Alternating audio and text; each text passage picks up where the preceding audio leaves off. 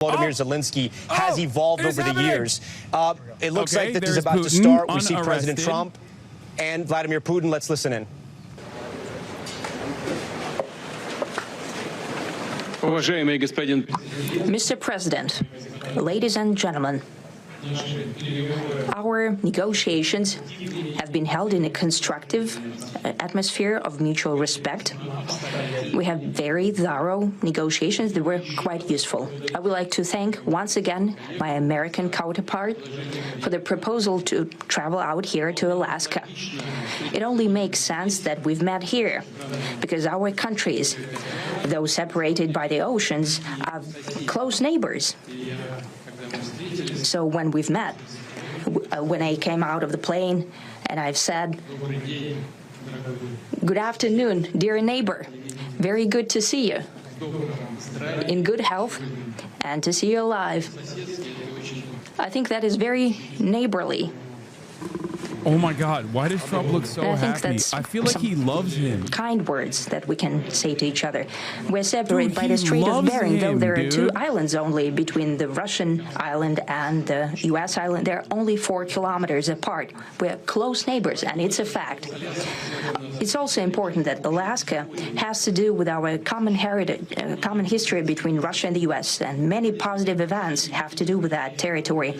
Still, there is tremendous cultural heritage back from the Russian America. For example, Orthodox churches and a lot of more than 700 geographical names of Russian origin.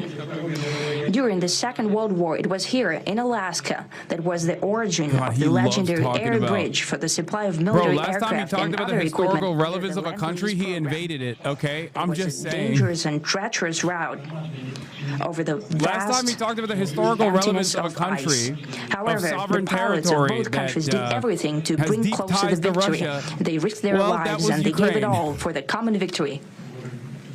I was just in the city of Magadan in Russia, and there is a memorial there dedicated to the Russian and the U.S. pilots. And there are 2 flags, the U.S. flag and the Russian flag. And I know that here as well, there is such a memorial. There is a military burial place several kilometers away from here. The Soviet pilots are buried there who died during that dangerous mission. We're thankful to the citizens and the government of the U.S. for carefully taking care of their memory. I think that's very worthy and noble. We'll always remember other historical examples when our countries defeated common enemies together in the spirit of battle camaraderie and allyship that supported each other and facilitated each other.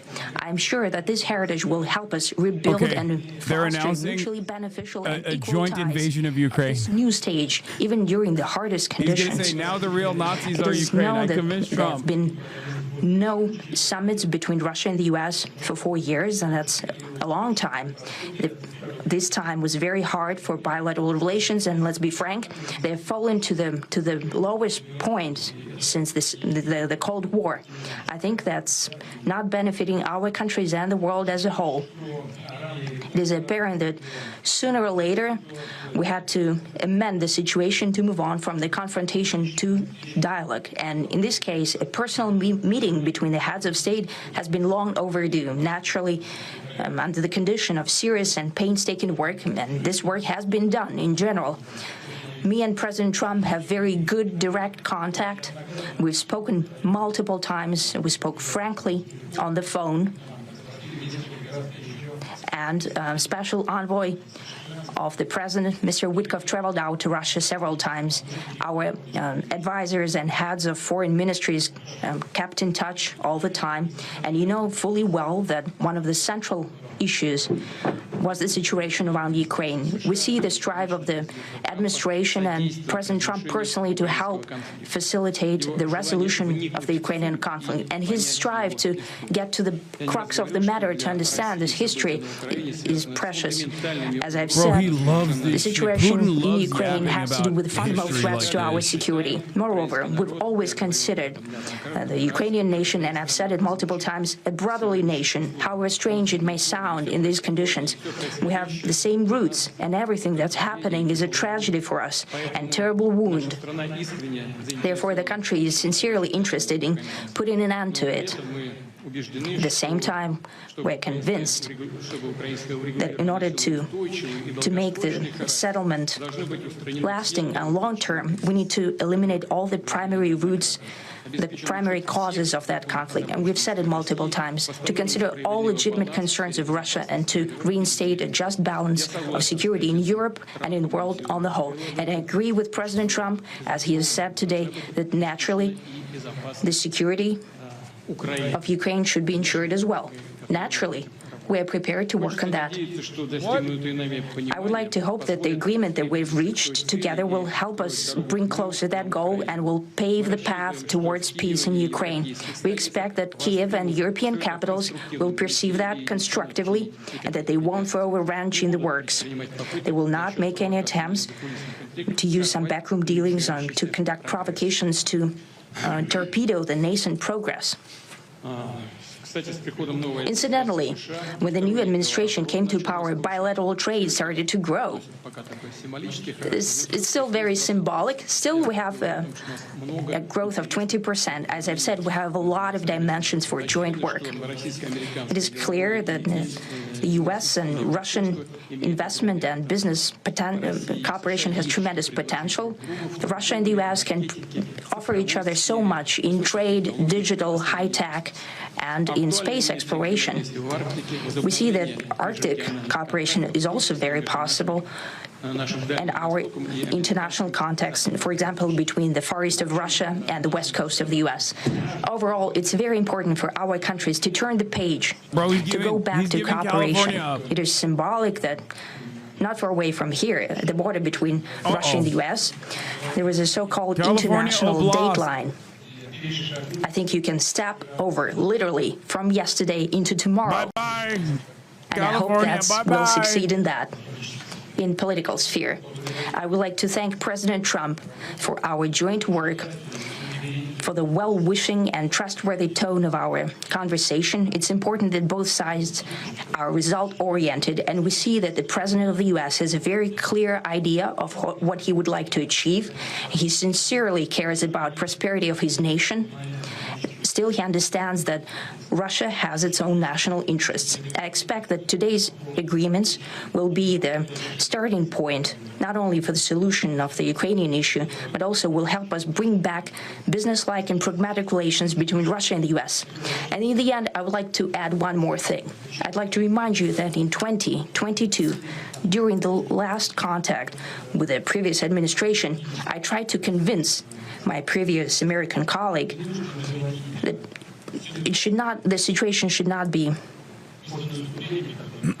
brought to the point of no return when it would come to hostilities. And I said it quite directly back then, that it's a big mistake.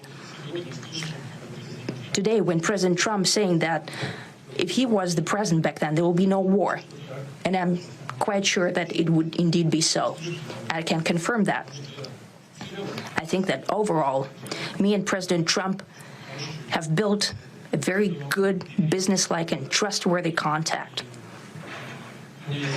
And I have every reason to believe that moving down this path, we can come, and the sooner the better, to the end of the conflict in Ukraine. Thank you. Thank you. Well, thank you very much, Mr. President. That was very profound, and I will say that I believe we had a very productive meeting. There were many, many points that we agreed on, most of them, I would say, a couple of big ones that we haven't quite gotten there, but we've made some headway.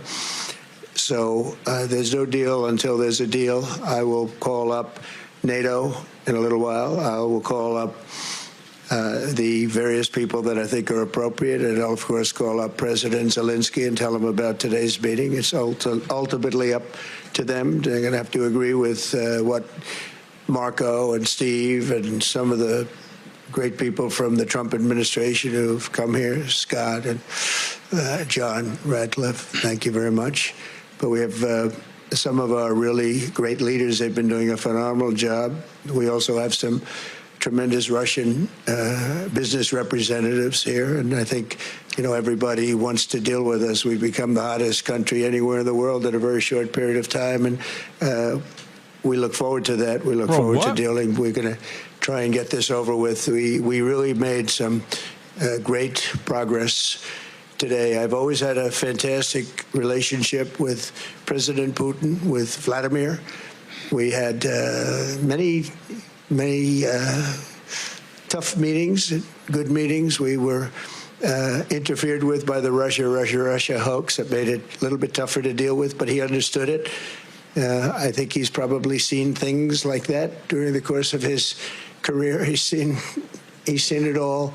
But we had to put up with the Russia hoax. He knew it was a hoax, and I knew it was a hoax. But what was done was very criminal. But it made it harder for us to deal as a country in terms of the business and all of the things that we'd like to have dealt with. But we'll have a good chance when this is over. So just to put it very quickly, I'm going to start making a few phone calls and tell them what happened. But we had an extremely productive meeting, and many points were agreed to. There are just a very few that are left. Some are not that significant. One is probably the most significant. But we have a very good chance of getting there. We didn't get there, but we have a very good chance of getting there. I would like to thank President Putin and his entire team, whose faces, who I know in many cases, other than that, whose faces I get to see all the time in the newspapers. You're almost as famous as the boss. But especially this one right over here. But we had some good meetings over the years, right? Good, productive meetings over the years, and we hope to have that in the future. But let's do the most productive one right now. We're going to stop really 5, 6, 7,000, thousands of people a week from being killed, and President Putin wants to see that as much as I do. So, again, Mr. President, I'd like to thank you very much, and we'll speak to you very soon and probably see you again very soon. Thank you very much, Vladimir. Next time in Moscow. Oh, that's an interesting one. I don't know. I'll get a little heat on that one, but I could see it possibly happening. Thank you very much, Vladimir. And thank you all. Thank you. Thank you. Thank you so much.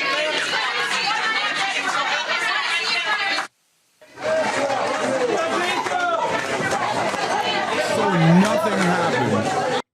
Nothing. It was even worse than I thought.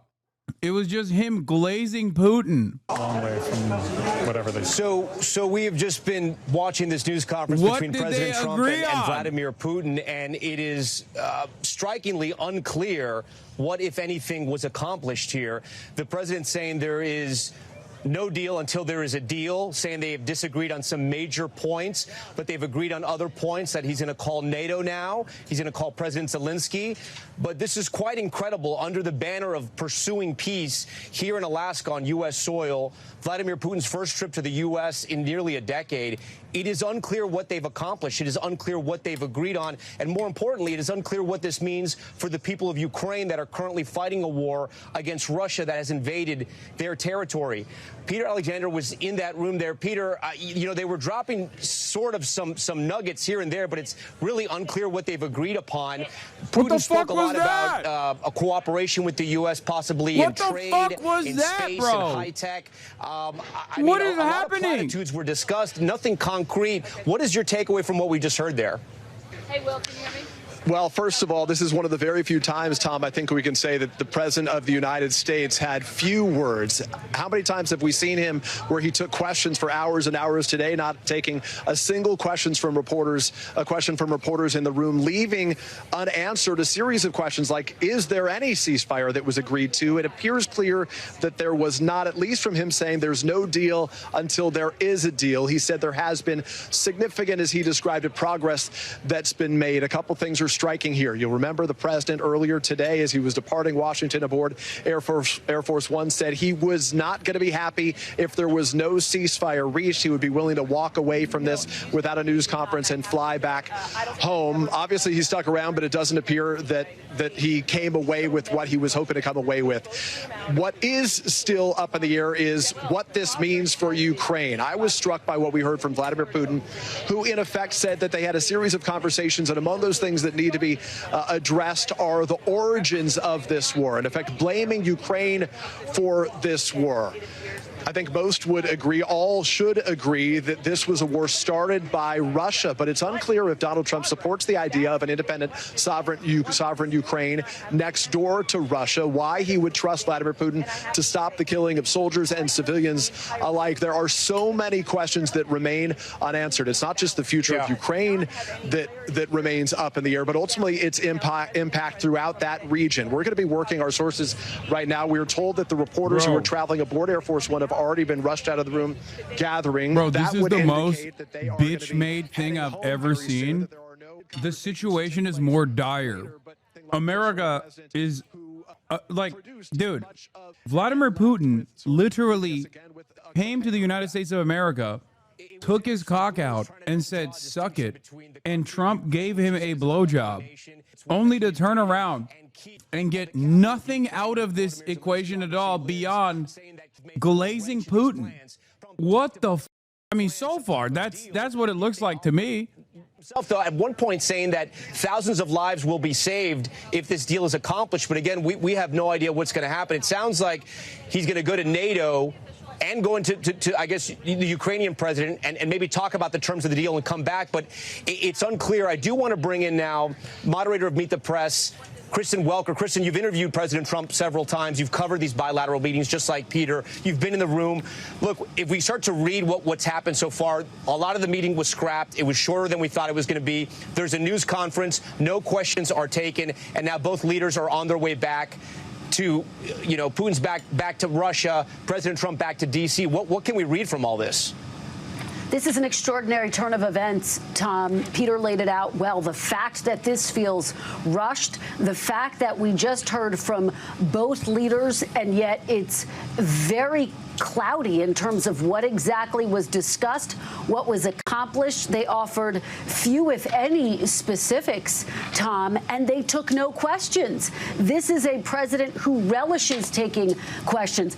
The Russian president relishes taking questions when he holds his annual news conference that can last for hours on end. So the fact that this was so clipped, the fact that you heard from a somewhat muted President Trump underscores that he is not walking away from the ceasefire with a ceasefire agreement that he was hoping for. Remember, those were the terms that he laid out at the beginning of this day. That was how he was defining victory: an immediate ceasefire, an unconditional ceasefire. We did not hear the term ceasefire uttered. We didn't hear any end to the fighting talked about. And that really was the goal to this meeting, and to get a second meeting. Will there be another meeting with President Zelensky? I'm starting to get some reaction, Tom. A European source telling me this was a big nothing burger. A Republican ally of President Trump saying it's a very good start, but not providing any details. And a Democratic okay, we got to watch source Fox. saying it's We really got to see the unclear spin. what exactly happened here. Reaction.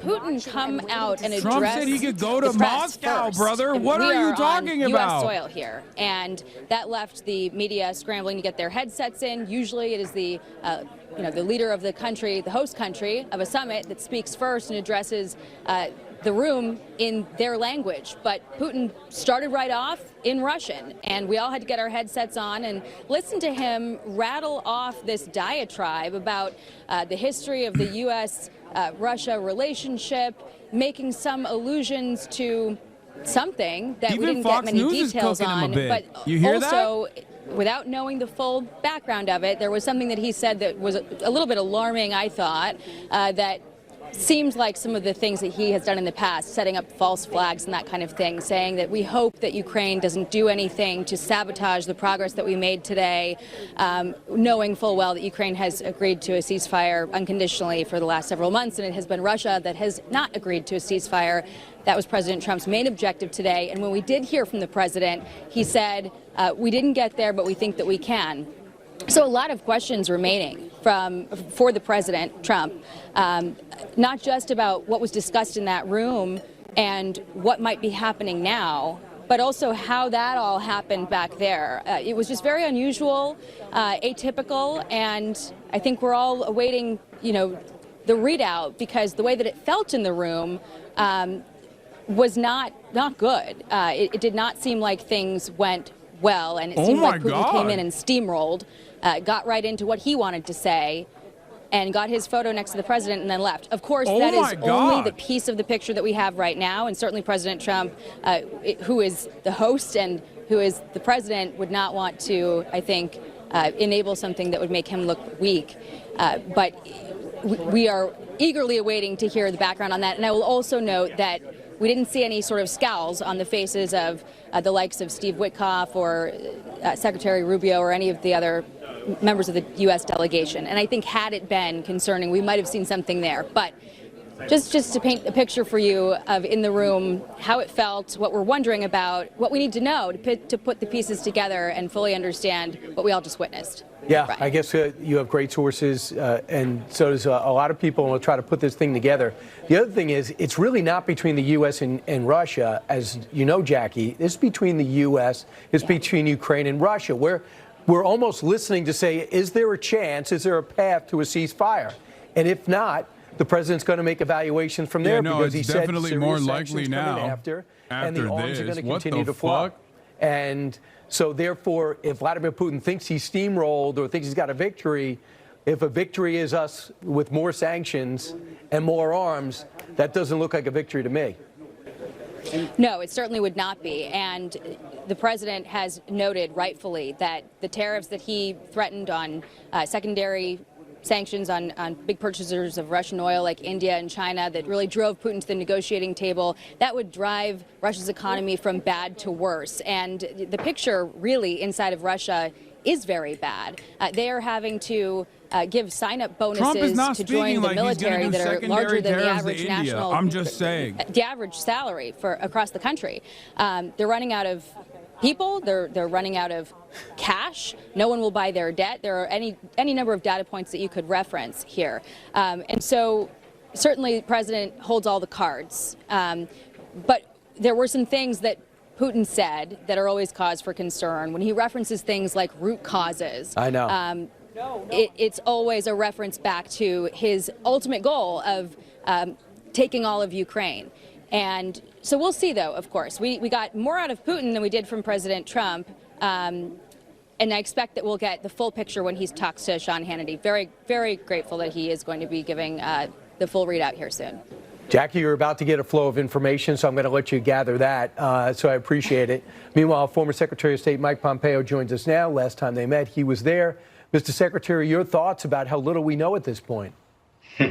Yeah, Brian, that was different for sure.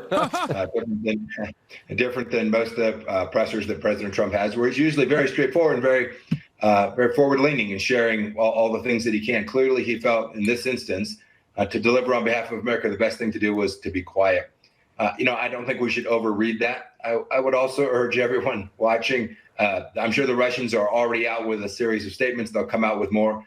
Pay little attention to what they actually say. What we ought to all focus on is what they do in the coming hours. Will there be missiles flying tonight in Ukraine? Will the Russians continue their advance? What will the Ukrainians do on the ground? I'm sure President Zelensky will get the briefing from President Trump on what actually took place. But will we see a de facto ceasefire, at least for a little while they try to, I want to make sure I get President Trump's words right, to try and iron out some of the things that still remain to be figured out. But I agree, pretty non-transparent, much that we don't know. Right. That does suggest there are significant roadblocks along the way that remain. Mr. Secretary, I didn't go to KGB school. I couldn't get in. It was probably the Russian language that stopped me. But it looks as though they've been listening to the president. If in 2022 I met with President Biden, he essentially said, and I said it doesn't have to come to a war. We don't need these hostilities. But he didn't seem to care, so we had a war. So blame President Biden for that. And he also went on to say there wouldn't have been a war if President Trump had been president. That's exactly what President Trump feels.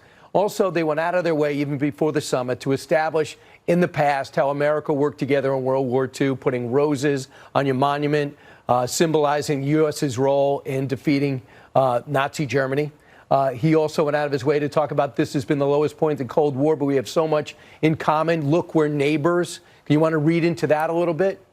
Only this, Brian. Putin gets the joke, right? He is trying diligently to snuggle up to President Trump. He knows that President Trump holds all the cards that can bring his nation to near ruin. That, by the way, that read of World War II, I've heard from. He glazed Trump so many times it's laughable. and attacked Biden. Who gives a? Trump is giving they him were not good everything. actors in the aftermath of World War II, to say the least. The Soviet Union destroyed so much and did so little for its own people. He also defended the Christian church. I mean, it's really quite laughable as well. But he hit all the notes he thought would matter. I think that is a misread in some ways. President Trump, while he said we have a great relationship, has been incredibly tough with respect to Russia, far more capable of deterring Vladimir Putin than Joe Biden or Barack Obama. America's fall as the international superpower, the hegemonic superpower, is not even going to be like a graceful exit. I just want to bring it to the one point. You know that you had a long it's just happening at an alarming rate that I previously could not have fathomed, could not have imagined. Said this of significance. And it's like Trump is just truly accelerating it. He really is the great nation builder for China, and I guess for Russia as well. Just a very few that are left. Some are not that significant. One is probably the most significant, but we have a very good chance of getting there. We didn't get there, but we have a very good chance of getting there. So, you know President Trump. You know his body language. What are your thoughts about what he means? I think there's still significant sticking points along the way. They may have identified interests that they can work their way through, perhaps on economic matters and the like, but it sounds to me like sort of the central issue, the thing that we've all been talking about for the days leading up to this, Vladimir Putin's willingness to conduct a ceasefire with no conditions so that they can get to the table and discuss a formal resolution of the conflict. It doesn't sound like Putin showed up today ready to concede that core point. Yeah, we didn't get there, is what he said, but we have productive meetings. I'm going to call NATO. I'm going to call the EU, European leaders. I'm going to call Zelensky. So he does have something to say, right? And soon we're going to get that, what happened and what didn't happen. Oh, yeah, he has something and then to we're going say. to have evaluation. It's just very different not to get that from the press conference. Yeah, in a matter of hours, they're having such a hard time spinning this. Where they can't even spin it because it was so devoid of nothing. And it's like one of the worst possible outcomes, because then all you've done at that point is just like show good favor to Vladimir Putin. And that's it. And you got nothing in return for it other than Vladimir Putin saying Biden was responsible, and also I would have never invaded Ukraine if Trump was still president. That's it. That's what Trump got in exchange for bringing Vladimir Putin to America under the auspices of like a ceasefire negotiation that literally, by his own admission, did not come to a reasonable conclusion at all. There should be another meeting. I was kind of interested in your take when President Putin recommended a venue. Watch. Mr. President, I'd like to thank you very much, and we'll speak to you very soon and probably see you again very soon. Thank you very much, Vladimir. Next time in Moscow. Oh, that's an interesting one. I don't know. I'll get a little heat on that one, but I could see it possibly happening. Thank you very much, Vladimir. And thank you all. Thank you. I think that caught him by surprise. Your thoughts? Yeah, probably so. I'm sure President Putin would like to show up with the remaining fighters that he can still fly, and the Russian bombers, just as the Americans flew over the meeting today. Putin would probably like to return that favor and have a home and away game. I think President Trump will be pretty smart about where the venue for the next meeting, and I think it'll be important that President Zelensky be at that meeting as well. I'd be very surprised if President Zelensky, Trump, and Putin all met in Moscow. That would surprise me quite a bit. Who knows? And a lot of people are going to talk about this. Jackie Heinrich points out, in tradition would have it, usually the home team gets to speak first. Vladimir Putin spoke first. Yeah, but with the president's unorthodox way of approaching everything about the presidency, I would not shank into that Zelensky. They bring Zelensky over, and then they kill him. Vladimir Putin gives Donald Trump the weapon to kill President Trump. Correct? Zelensky with. And he's like, come on, do it. Diplomatic niceties are not something that's going to offend him. I think also he likely wanted the last word. I know when I was in meetings like this and there was a readout, I always wanted to be the last one to clean up anything the other person may have said that didn't ring true to me. I imagine President Trump wanted to keep that prerogative so that if President Putin said something that he found either incorrect or needed to be fixed, he'd get that last word. He certainly got that today. Mr. Secretary, check your text messages in your email. Let us know when you get some detail, and we'll have you just bump right in. Thanks so much for being our expert. Oh, yeah, because you wanted to get the last word. Meanwhile, 22 minutes after the hour, let's bring in Fox News contributor Kellyanne Conway, Jason Chaffetz, as well as Fox and Friends weekend co-host Charlie Hurd. Kellyanne, I'll talk to you. Your sense about the fact that we did really not get any details from that press conference. Why? Look, I think anybody's confused about how this went down is still wondering what happened at the end of that final Sopranos episode. This is exactly what President Trump said was going to happen. He said it's not his deal to make. Putin is killing innocent people in a sovereign nation. He invaded that nation, and the country that is being attacked so viciously needs to be at the table to make the final deal. The second thing the president promised and delivered upon, Brian, is that this meeting would set up the framework for the next meeting. And it is not always the case where one meeting leads to another. We've all seen President Trump be one and done. I think in addition to the art of the deal is the art of the details. And I know President Trump is going to get back on Air Force One tonight. He's not going to go to sleep at all the entire ride. We already know that. And he's going to expect everyone around him. He's going to be kicking his feet up, thinking about how Vladimir Putin the structure and the his ass and what the details should be like. And I think he's going to talk to Zelensky again. He's going to talk to the other European leaders again. Look, everything came up Trump in the U.S. today.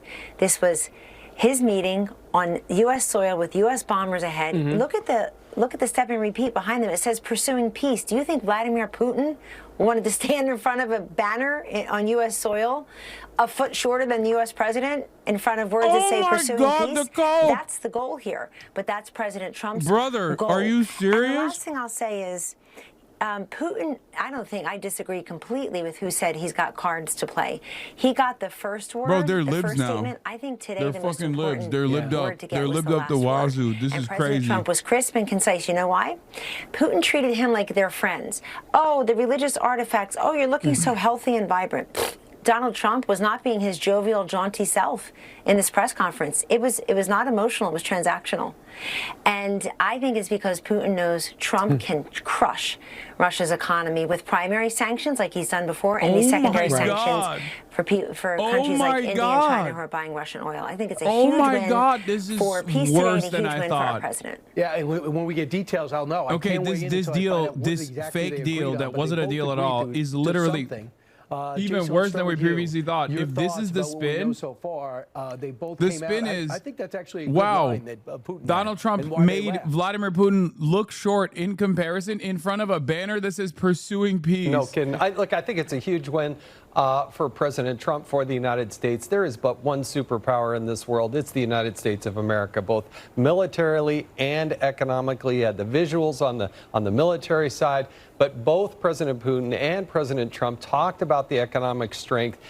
I also don't think this is all about Ukraine. I think they probably had a discussion that was much broader than that. I think this has to do with China. I think it has to do with Israel. I think it has to do with where Vladimir Putin... You think they talked about all that? I think they do mention that. I don't think they go 3 hours with maps. Well, because I think they actually go through and they want to talk about all of these places on where Russia is in the world. And we can push Russia around, because if Donald Trump decides to turn that knob and say, you're no longer going to be a participant in the world economy, then you're going to fall apart. That's why President Trump holds all the cards. And that's why John Radcliffe going, don't you think, Jason? Yes. John Radcliffe going is important Howard Lutnick. because he knows what's going on in Russia. He has the intelligence. So he says, listen, I know what he's telling you, Charlie Hurt. Radcliffe could say, but I'm going to tell you the reality, what's really happening in Russia, and the CIA knows. Yeah, and I think the big reason we're all kind of reeling right here is because we know nothing. Yeah, well, we know nothing, but also we're so accustomed to Donald Trump taking all these questions. The president never misses an opportunity to take questions, and so we're sort of like confused by this. Right now, normally, under normal circumstances, we would be 1/8 of the way through a reeling press conference where he answers every single question. It's amazing. Dude, they're trying desperately to spin this around into like a positive, and there's so nothing. There's so much of absolutely nothing, nada, zero, that they're just like, yeah, Trump looked hot on stage. Of Vladimir Putin, I bet he felt bad after he nutted in Trump, you know? This summit, which President Putin described as an agreement, and one that he didn't want to see European Trump actually didn't want Vladimir Putin to call him an Uber after he nutted inside of him. You know, that's like normal. That's actually a power play. That concludes this NBC News special report. We'll have much more coverage. That's a real power play from Trump. Yeah, he wanted the nut. Oh my God, this panel is like the most freakish panel of all time. John Bolton, Rahm Emanuel, what the Oh, CNN is busted again. That is how John Bolton actually sounds, though, low-key. Really got what he wanted from Trump. And if Trump had been irate, he would have called things off. Putin has gotten to him. I think that's very clear. Yeah, I mean, I think that just thinking back to the beginning of this, Putin walking off the plane to a round of applause from the President of the United States, Trump was a very eager participant in resetting this relationship, the personal relationship between the two of them. I'm gonna keep it $150. Like the whole second meeting will take place in Moscow. Second meeting will take place in Russia is a crazy statement. And then of course, like Trump is on the spot there, but it's wild that his response is, "Oh, they would get mad at me, Vladipoo. They would get mad at me if I were to do it, Vladipoo." We basically have zero information but some clues. No ceasefire announced. Putin alluded to a great meeting and warned the EU and Ukrainians not to torpedo whatever proposal it is he put forward to Trump, which he would actually agree to. Clearly, this didn't mean EU/Ukraine red lines, and that's why Trump kept saying he needed to call them after the meeting to see that it is potentially acceptable. The second meeting is supposed to have Zelensky. You understand? That shit ain't happening in Moscow if Zelensky is showing up. You know, we're going to start new talks on the future of nuclear weapons. That would have been something, a headline. He didn't even get that. Yeah. Well, it's also what he said, there's not a deal until there's a whole deal. Back in Cold War days when there were Soviet-U.S. talks, they would refer to bilateral issues between the U.S. and the Soviet Union and regional issues, conflicts in Africa, conflicts in Asia. I think Putin may have gotten back to that, and Ukraine's a regional conflict. But he was talking mostly about bilateral issues. And if so, I think that's a big win for him. And there is a little hint of that. I saw some video with the Russian ambassador who was interviewed quickly by a Russian reporter.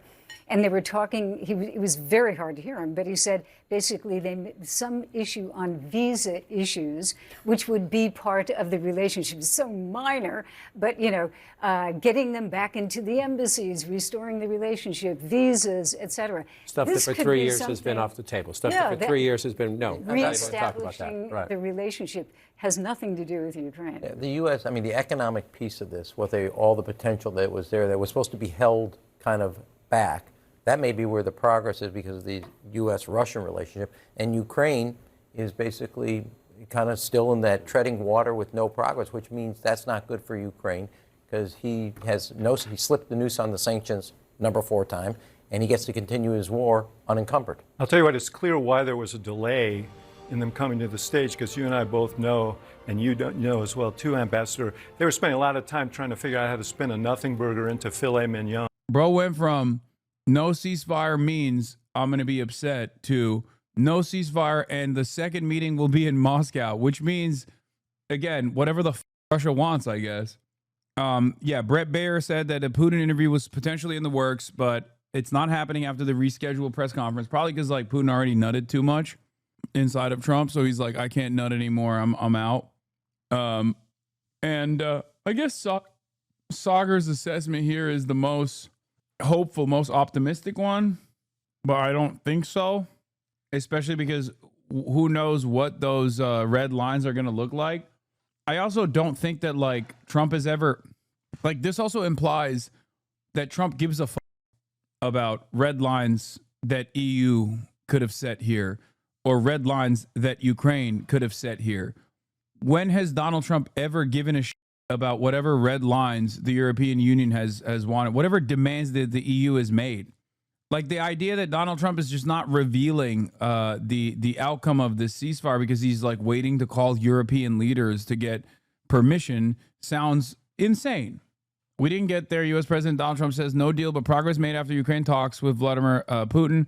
Trump says many points were agreed with Putin, but a few remain, including one he describes as significant. Putin calls out European nations out to torpedo progress as he talks with Trump were thorough and constructive. I believe we had a very productive meeting. There were many points that we agreed on. I will call it NATO in a little while, and I will, of course, call President Zelensky and tell him about today's meeting. Yeah. The White House officials state that the luncheon between the U.S. and Russian delegations have been canceled, adding that President Trump will immediately return to Washington. This, by the way, is why it was odd to agree to EU-Ukrainian red lines in the first place. The U.S. president should only consider his own red lines ahead of a major diplomatic summit. Yeah, I don't think the Trump administration gives a about whatever the EU and Ukrainian red lines are. What are we talking about? It's so far looks like a spectacular failure, one that is actually unique because it's like you're used to Trump dominating global leaders, right? You're used to him bitching them out, having them come to the White House, sitting there as he like chirps on endlessly about, I don't know, transgender athletes or something, right? This was Putin doing that to him. And you just saw it. Like, and for a guy who cares so much about the aesthetics of domination, compare Donald Trump's meetings with like Keir Starmer, Macron, Merz, and any number of different world leaders versus the meeting that he just had and the press conference that he just gave with Vladimir Putin. He was the one in the bitch seat. And this is something that he cares about. He cares about not looking like he's being dominated. It's maybe the only thing he cares about. So I don't know. I just feel like it's pretty crazy that he was like even smiling through the process when it's like very obvious that the deal didn't go anywhere.